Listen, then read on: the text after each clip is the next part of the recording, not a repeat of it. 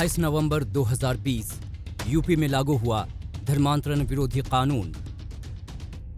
चोरी छुपे, नाम छुपा करके, स्वरूप छुपा करके जो लोग बहन बेटियों की इज्जत के साथ खिलवाड़ करते हैं, उनको पहले से मेरी चेतावनी, अगर वे सुधरे नहीं तो राम नाम सत्य है की यात्रा अब निकलने वाली है। यूपी में लव जिहाद को रोकने के लिए योगी आदित्यनाथ की सरकार ने धर्मांतरण विरोधी कानून लागू किया तो देश भर में इस कानून की खूब चर्चा हुई।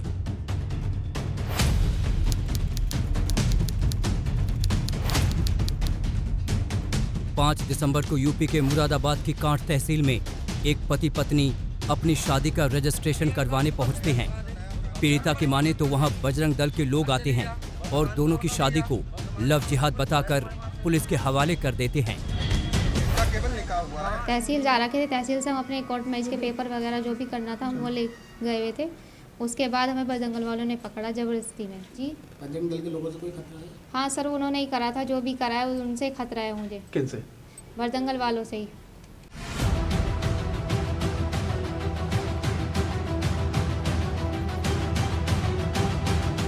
और यहीं से शुरू होता है एक बड़ा विवाद एक मुस्लिम लड़के और एक हिंदू लड़की की शादी को लेकर। लड़की कह रही है कि उसने अपनी मर्जी से शादी की है, उसका कोई जबरन धर्म परिवर्तन नहीं करवाया गया है। उसकी मां शादी के खिलाफ थी और बजरंग दल वालों ने जबरन उनके खिलाफ मुकदमा दर्ज करवाया।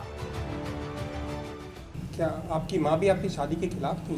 हाँ, वो खिलाफ थी, पर मेरी मम्मी ने कुछ करा नहीं था। उन्हें जबरदस्ती बजरंग दल वालों ने बुलाया गया था, तब उसके घर से लेके आए थे उनको, तब जबरदस्ती मुकदमा उनसे दर्ज कराया गया है। 5 दिसंबर को पुलिस पीड़िता को नारी निकेतन भेज देती है, जबकि 6 दिसंबर को उसके पति और जेठ को जेल भेज दिया जाता है।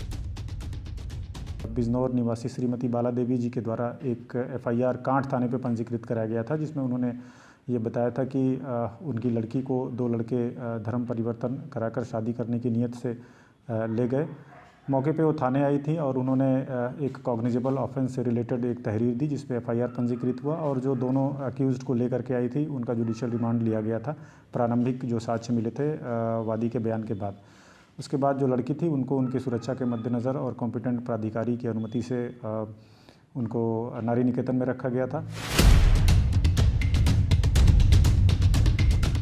पुलिस कह रही है कि उनके पास जबरन धर्म परिवर्तन कराकर शादी का मुकदमा दर्ज करवाया गया था, लेकिन लड़की इससे आगे भी और सनसनीखेज आरोप लगा रही है। जी हां, लड़की का आरोप है कि वो गर्भवती थी और उसका गर्भपात भी कराया गया। मैं नारी निकेतन 5 तारीख की 2:30 बजे गई थी रात को। सर, रात मेरे को वहाँ पर टॉर्चर भी करा गया है। 3 दिन से अचानक से मेरे पेट में दर्द हुआ नारी निकेतन में, उन्होंने मुझे दिखाया नहीं। फिर ज़्यादा तबीयत खराब होने पे मुझे हॉस्पिटल लेके गए हुए और उसके बाद मुझे डॉक्टरों ने इंजेक्शन लगाए। उसके बाद फिर मेरी ब्लीडिंग बहुत ज़्यादा होने लगी और उन्होंने मेरे को दवाई इंजेक्शन दिए। कल मेरे कोर्ट में बयान होने थे, उसके बाद मेरी फिर तबीयत खराब हुई, उन्होंने इंजेक्शन लगाए तो मेरा मिसकैरेज भी हो चुका है। और अल्ट्रासाउंड पहले तो सही था, पर मेरे को इंजेक्शन लगाए गए तो उसमें मिसकैरेज हो चुका है मेरा। और मैं रात आई हूँ। वैसे कानून ने मेरी मदद करी है। मैं चाहती हूँ कानून से कि मेरा हस्बैंड और मेरा जेठ भी मेरे पास ला दी जाए।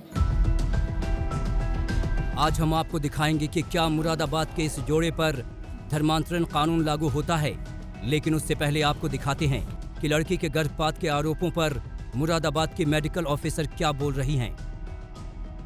तो हमने अभी ये जो अल्ट्रासाउंड कराया था 14 तारीख को, 7 वीक्स 5 डेज के अराउंड, और लेकिन उसमें फीटल हार्ट हमको नज़र नहीं आ रही थी। तो उसमें जो हमारे अल्ट्रासोनोलॉजिस्ट है उन्होंने एडवाइस किया कि तो उसके लिए फिर हम लोगों ने उसको मेरठ रेफर किया और भी फर्दर की और जो बेटर ट्रीटमेंट हो सकता है उस सब के लिए हमने उसको मेरठ रेफर किया। तो वो अपना दस्तखत करके अपना लेके गए कि हम जो है अपने वाहन से लेके जा रहे हैं।